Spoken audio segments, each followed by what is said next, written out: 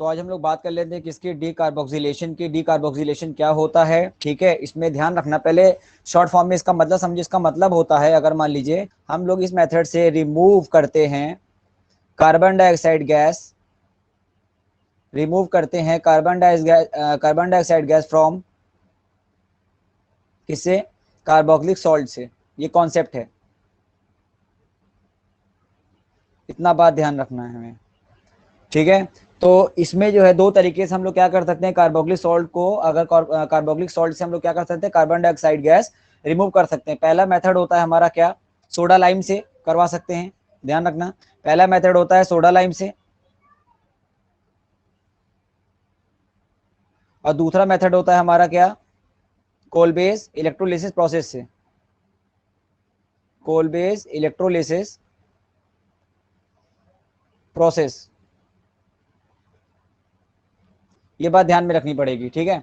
तो soda lime क्या होता है, सोडा लाइम किसका कॉम्बिनेशन होता है, NaOH प्लस CaO का कॉम्बिनेशन होता है, ठीक है, सोडा लाइम। तो सबसे पहला काम हम लोग क्या करना है यहाँ पे, सोडा लाइम, देखो सबसे पहला काम आपको यहाँ पे कार्बोक्सिलिक सॉल्ट चाहिए। और तुम्हें कार्बोक्सिलिक सॉल्ट कैसे बनाओगे, जैसे अगर मान लो यहाँ पे हमने कोई कार्बोक्सिलिक एसिड ले ली, मैं बताने जा रहा हूँ soda lime method. Soda lime method से मैं बताने जा रहा हूँ, पहले इसको समझ लेंगे, उसके बाद दूसरा वाला, ठीक है। तो ये वाला देख लो ध्यान से। तो इसमें हम लोग क्या करते हैं, पहले हमें क्या चाहिए, कार्बोक्सिलिक सॉल्ट चाहिए। तो कार्बोक्सिलिक सॉल्ट के लिए हमें कोई कार्बोक्सिलिक एसिड की जरूरत पड़ती है पहले। तो यहाँ पे हम लोग कोई कार्बोक्सिलिक एसिड ले लेते हैं, C, यहाँ पे डबल बॉन्ड O, यहाँ पे क्या ले लेते हैं, OH ले लिया हमने। मान लो कोई हमारी कार्बोक्सिलिक एसिड है, ठीक है। और इससे हमने किसकी रिएक्शन करवा दी, इससे हमने NaOH की रिएक्शन करवा दी, ठीक है, ध्यान रखना। पहले हम इससे किसी मतलब इस एसिड को बेस से रिएक्शन करवा रहे हैं, क्योंकि हमें क्या चाहिए, कार्बोक्सिलिक सॉल्ट चाहिए इसीलिए, ठीक है। तो जैसे हम इसकी रिएक्शन कार्बोक्सिलिक एसिड की रिएक्शन अगर मान लीजिए किसी बेस के साथ करवाएंगे, तो ये हमें क्या देगा, ये हमें देगा RC डबल बॉन्ड O, यहाँ पे O नेगेटिव और Na पॉजिटिव, ठीक है, ध्यान रखना। सोडियम कार्बोक्सिलेट देगा ये हमें, और इसमें से क्या निकल जाएगा, वाटर, ठीक है। ये सारी चीजें मतलब आपको थोड़ा ध्यान में देना पड़ेगा। तो ये जो है हमारा, यही हमारा कार्बोक्सिलिक सॉल्ट है, यही हमारा कार्बोक्सिलिक सॉल्ट है, थोड़ा ध्यान से, ठीक है। अब क्या करवाना है, अब यही कार्बोक्सिलिक सॉल्ट मैं यहाँ लिख रहा हूँ, जैसे कि अगर मान लो R, यहाँ पे COO और Na, मैं डायरेक्ट लिख रहा हूँ, ठीक है, ध्यान रखना है। अब अब इसमें हमने क्या डाल दिया, अब इसके अंदर हमने सोडा लाइम की प्रेजेंस रखी, थोड़ा ध्यान से देखो।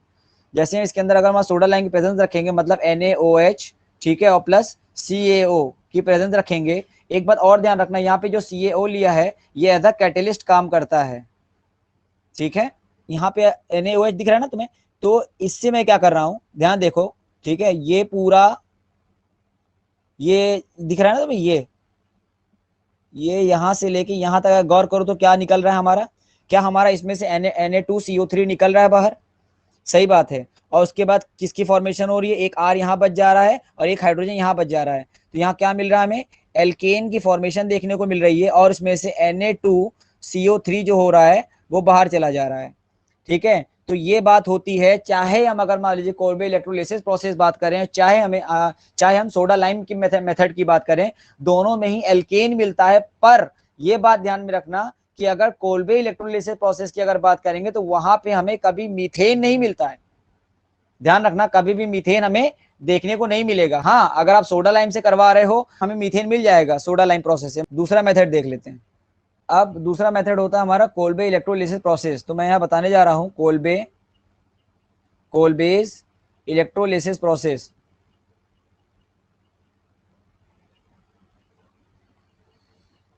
अब कोलबेस इलेक्ट्रोलिसिस प्रोसेस से हमें कैसे बनाना है, पहले ध्यान से सुनो, ठीक है। इसमें हमें क्या करना पड़ता है, एक बीकर लेंगे, इस बीकर में दो इलेक्ट्रोड का इस्तेमाल करेंगे हम। मान लीजिए ये हमारा एनोड है, ये हमारा कैथोड है, ये दो इलेक्ट्रोड हैं,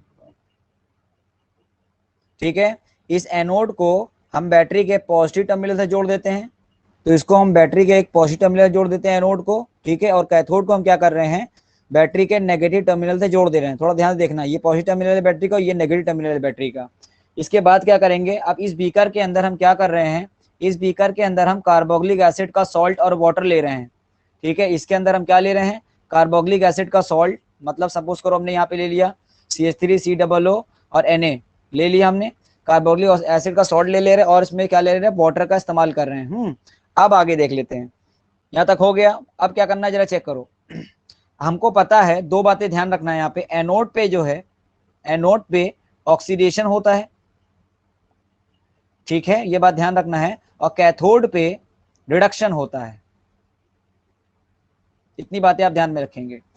तो जैसे ही आप देख पाएंगे, देखो यहाँ पे हमने क्या लिया है, कार्बोक्सिलिक सॉल्ट लिया है ना, ठीक है, यहाँ पे आप देख पाएंगे सोडियम एसिटेट का इस्तेमाल किया है, तो ये हमें क्या देगा, सोडियम एसिटेट, यहाँ पे जो CH3COO और जो नेगेटिव और Na लिया, ये हमें क्या देगा, जरा सोचो ये क्या देगा, ये हमें CH3COO नेगेटिव एसिटेट आयन देगा और एक सोडियम Na+ आयन देगा, ठीक है। तो इसका मतलब इस बीकर में क्या हो सकता है, CH3COO, ठीक है, नेगेटिव, और क्या हो सकता है, Na पॉजिटिव हो सकता है, ठीक है। और इसके अंदर वाटर का ही मॉलिक्यूल डाला गया है, और वाटर हमें क्या देता है, H2O हमें क्या देता है, H2O में एक H+ आयन देता है, और क्या देता है हमें, एक OH- आयन देता है ना, सही बात है। तो इसके अंदर क्या होगा, एक H+ आयन भी मौजूद होगा, और क्या होगा हमारा, एक OH- आयन भी मौजूद होगा, थोड़ा ध्यान देखो, ठीक है। इसके बाद क्या होगा जरा देखो, सबसे पहले चीजें ध्यान रखना कि यहाँ पे जो एसिटेट आयन लिया है मैंने, ये तुम्हें जो मैं सर्कल कर रहा हूँ दिखाने के लिए,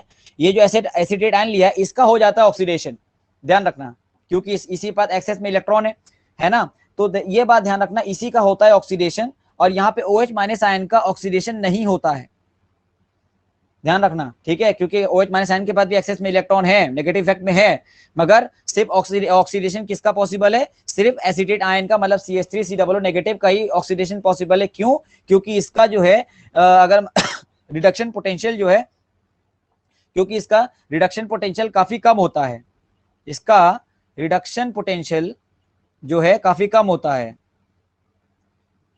ठीक है, एसिटेट आयन की मैं बात कर रहा हूं, और जिसका रिडक्शन पोटेंशियल सबसे ज्यादा होता है उसका ऑक्सीडेशन पॉसिबल नहीं होता। मतलब यहाँ पे जो OH- आयन लिया हमने, इसका रिडक्शन पोटेंशियल सबसे ज्यादा होता है, रिडक्शन पोटेंशियल जो होगा, मैं शॉर्ट फॉर्म का इस्तेमाल करूंगा, इसका जो रिडक्शन पोटेंशियल होगा वो बहुत ज्यादा होता है, इसीलिए OH- आयन का ऑक्सीडेशन पॉसिबल नहीं होता है, ठीक है। अब जरा देखो क्या होगा, जब ये CH3COO नेगेटिव, अगर मान लीजिए जब ये एनोड की तरफ जाएगा, ठीक है, तो इसका ऑक्सीडेशन हो जाएगा। ऑक्सीडेशन का मतलब क्या होता है, यहाँ पे लिख रहा हूं मैं, ऑक्सीडेशन का मतलब होता है लॉस ऑफ इलेक्ट्रॉन, इलेक्ट्रॉन का लॉस होगा, ठीक है।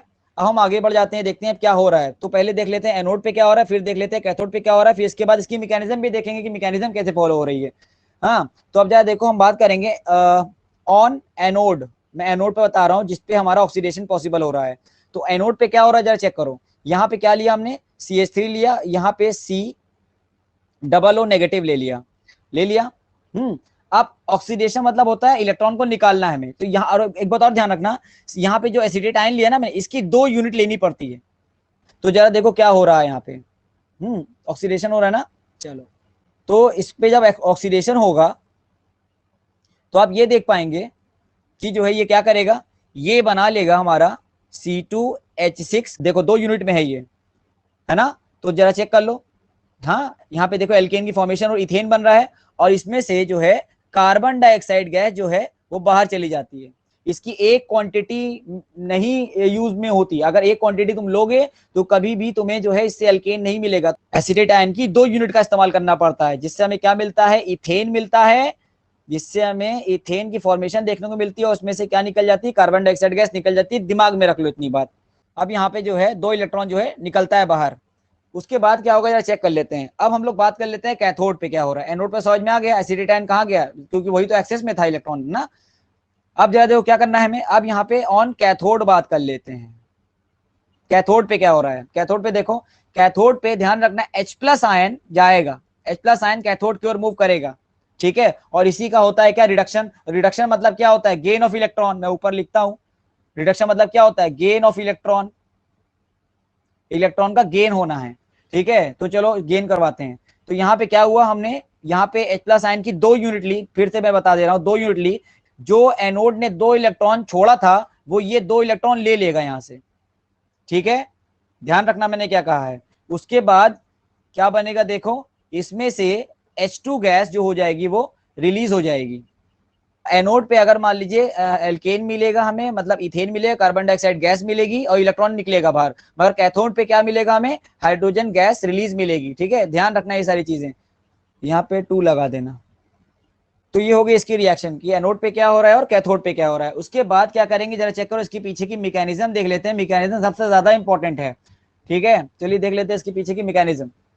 तो मैकेनिज्म देखेंगे तो क्या होता है, जरा चेक करो। हमने क्या लिया था, एसिडेट आयन लिया था कि नहीं लिया था। तो यहाँ पे हम ले लेते हैं CH3, मान लो यहाँ पे क्या ले लिया C, यहाँ ले लिया डबल बॉन्ड O, और यहाँ पे क्या ले लिया O नेगेटिव, पता है ना हमें यहाँ पे O नेगेटिव होगा। ठीक है, और आपको पता एसिडेट आयन कहाँ गया था, क्योंकि यही एक्सेस, इसी के पास एक्सेस में इलेक्ट्रॉन था, तो ये कहाँ मूव किया था, एनोड की तरफ मूव किया था। ठीक है, क्योंकि एनोड जो है वो पॉजिटिव इंफ्लुएंस में था। सही बात है। अब उसके बाद जो है आप ये देखिए, हाँ होगा क्या, आपको पता है ये क्या करेगा, 2 इलेक्ट्रॉन को छोड़ेगा। और एक बात और ध्यान रखना, इसकी 2 क्वांटिटी इस्तेमाल करनी है हमें, एक क्वांटिटी इस्तेमाल नहीं करनी है। जब हम इसकी 2 अगर मान लीजिए क्वांटिटी इस्तेमाल करेंगे तो जरा चेक करो क्या बनेगा। आपको पता है कि ऑक्सीजन पे अगर मान लीजिए, पता है ना हमें कि यहाँ पे देखा कितने, अगर मान लीजिए इसके पास होते हैं क्या, इलेक्ट्रॉन्स होते हैं। सही बात है। और उसके बाद इसके बाद पूरे इलेक्ट्रॉन होंगे, 6 इलेक्ट्रॉन यहाँ पे देखो दिख रहे होंगे तुम्हें। ठीक है, अब एक एक्सिस में इलेक्ट्रॉन जो नेगेटिव आ रहा है वो दिख रहा होगा तुम्हें। तो होगा क्या पता है, ये 2 इलेक्ट्रॉन छोड़ेगा, मगर कैसे छोड़ेगा, एक क्वांटिटी से एक इलेक्ट्रॉन निकलेगा, और सुनो मेरी बात फिर से, ये कैसे इलेक्ट्रॉन छोड़ेगा, ये एक यूनिट से एक इलेक्ट्रॉन निकालेगा, मतलब एक एसीटेट की यूनिट से एक इलेक्ट्रॉन निकालेगा, दूसरी एसीटेट की यूनिट से एक इलेक्ट्रॉन निकालेगा, मतलब 2 इलेक्ट्रॉन ये निकालेगा। ध्यान रखना, इसमें से 2 इलेक्ट्रॉन का लॉस होगा, और लॉस ऑफ इलेक्ट्रॉन को ऑक्सीडेशन कहते हैं। ठीक है, बात ध्यान रखना मैंने क्या कहा है। ठीक है, तो 2 इलेक्ट्रॉन ये निकालेगा। तो सोचो इसमें से, मतलब मान लो सपोज करो ये एक पहली यूनिट है, इसमें से एक इलेक्ट्रॉन निकला। मेरी बात समझो, अगर मान लो ये पहली, मैं नीचे दिखाता हूं करके, अगर मान लो यहाँ पे CH3 लिया, यहाँ पे C, यहाँ डबल बॉन्ड O ले लिया, और यहाँ पे क्या ले लिया O, और यहाँ पे नेगेटिव, यहाँ पे हमने 6 इलेक्ट्रॉन लगा लिए। ठीक है, इसने एक इलेक्ट्रॉन निकाल दिया बाहर, मतलब निकाल दिया बाहर, तो ये नेगेटिव साइन हटेगा पहली यूनिट से, जाहिर सी बात है हट जाएगा। और अब मान लो दूसरी क्वांटिटी में यही होगा, तो उसमें से भी क्या हो जाएगा, नेगेटिव साइन नहीं हटेगा क्या, हटेगा ना। इतनी बात ध्यान में रखनी है हमें। ठीक है, तो अब क्या किया इसने, इस एसिटेट आयन की 2 यूनिट ने क्या किया, 2 इलेक्ट्रॉन को लॉस किया। तो जब 2 इलेक्ट्रॉन को लॉस किया मतलब क्या बना हमारा, चेक करते हैं। यहाँ पे C2CH3, और यहाँ पे C, यहाँ डबल बॉन्ड O, और यहाँ पे क्या हो गया हमारा, ऑक्सीजन पे नेगेटिव हट गया, पर ऑक्सीजन पे नेगेटिव हट गया है, पर यहाँ पे सिर्फ कितने इलेक्ट्रॉन बचे हैं, यहाँ पे सिर्फ 5 इलेक्ट्रॉन बचे हुए हैं। चेक कर लो, दोनों क्वांटिटी में, दोनों एसिटेट की अगर मान लीजिए यूनिट में क्या हो रहा है, सिर्फ एक देख लो, एक एक इलेक्ट्रॉन अगर मान लॉस किया, माइनस साइन हट गया है उसके ऊपर से, मगर यहाँ पे देखो क्या हो रहा है, एक रेडिकल तैयार हो रहा है ये। सही बात है ना।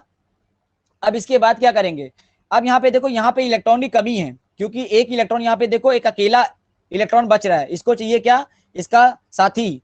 सही है, इसको एक और इलेक्ट्रॉन की जरूरत है, तो इसको इलेक्ट्रॉन मिलेगा कहां से, क्योंकि अभी जाहिर सी बात है ये स्टेबल नहीं है, ये अपनी ऑक्टेट कंप्लीट करने, ये वाला ऑक्सीजन जो है अपनी ऑक्टेट कंप्लीट करने की कोशिश करेगा।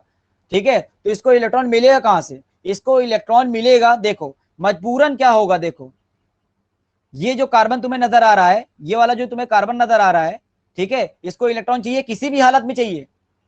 ठीक है, तो ये क्या करेगा बेचारा, देखो ये यहां से बॉन्ड का क्लीव करेगा, सुन लो ध्यान से। ठीक है, यहां से बॉन्ड का क्लीव करेगा। ठीक है, और ये क्या करेगा, अपने इलेक्ट्रॉन, मतलब ये वाला कार्बन, मतलब मैं दिखा रहा हूं, ये वाला कार्बन क्या करेगा, यहां से बॉन्ड का क्लीव करेगा, और अपने इलेक्ट्रॉन को किसको दे देगा, मान लो क्लीव किया, और अपने इलेक्ट्रॉन को वो इस ऑक्सीजन को दे देगा।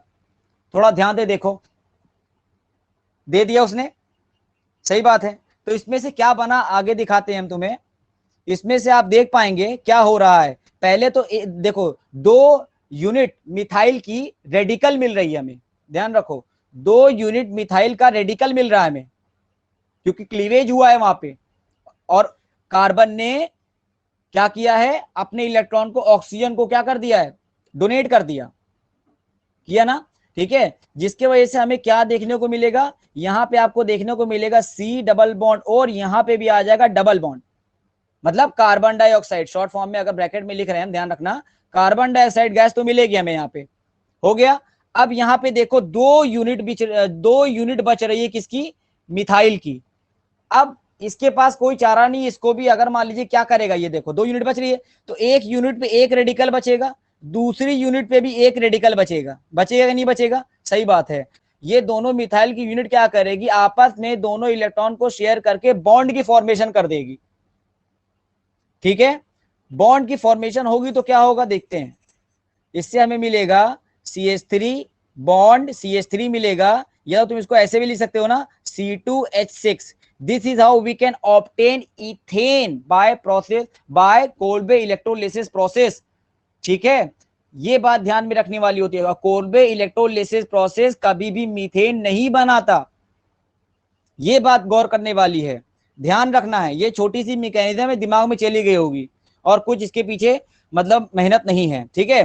तो ये जो हो रहा है वो किस पे हो रहा है, ये जो हो रहा है वो हो रहा है एनोड पर, क्योंकि इलेक्ट्रॉन का लॉस हो रहा है